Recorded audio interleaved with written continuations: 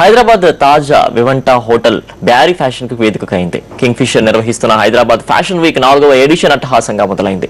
షోలో కోల్కతా డిజైనర్ జయా Mishra, Chennai designer Hari Anand, Mumbai designer మనో విరాజ్ కోస్లాలు తమ కలెక్షన్లను ప్రదర్శించారు.